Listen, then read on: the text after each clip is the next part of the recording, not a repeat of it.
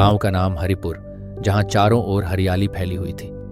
इसी गांव में रामू काका नाम के एक बुजुर्ग किसान रहते थे।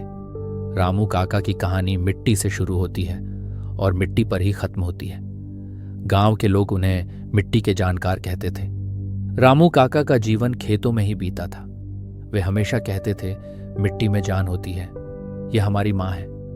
उन्होंने अपनी सारी जिंदगी मिट्टी को समझने और उसके साथ जीने में लगा दी थी। हर रोज सुबह होते ही वे अपने खेतों में जाते और मिट्टी की देखभाल में जुट जाते। एक दिन गांव में सूखा पड़ गया।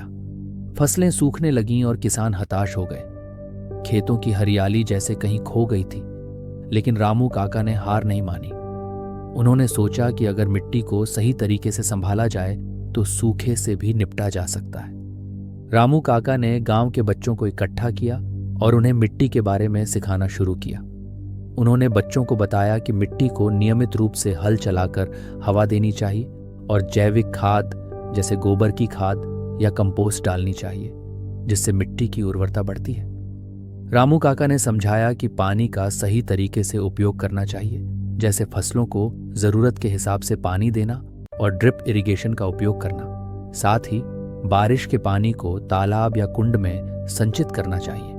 उन्होंने बच्चों को दिखाया कि कैसे सही तरीके से खाद डालकर और पानी का सही इस्तेमाल करके मिट्टी की उर्वरता बढ़ाई जा सकती है। जैविक खाद का उपयोग और फसलों की अदला बदली करना चाहिए ताकि मिट्टी की उर्वरता बनी रहे और फसल की पैदावार अच्छी हो। बच्चों ने रामू काका की बातें ध्यान से सुनी और उनके बताए तरीकों को अपनाना शुरू किया। वे रोज अपने घरों और खेतों में जाकर रामू काका के सुझावों का पालन करते। धीरे धीरे गांव की मिट्टी फिर से हरी भरी होने लगी। फसलें लहलहाने लगीं और गांव के लोग फिर से खुशहाल हो गए। रामू काका ने सबको सिखाया कि मिट्टी की बातें सिर्फ बातें नहीं हैं, बल्कि जीवन का सार है।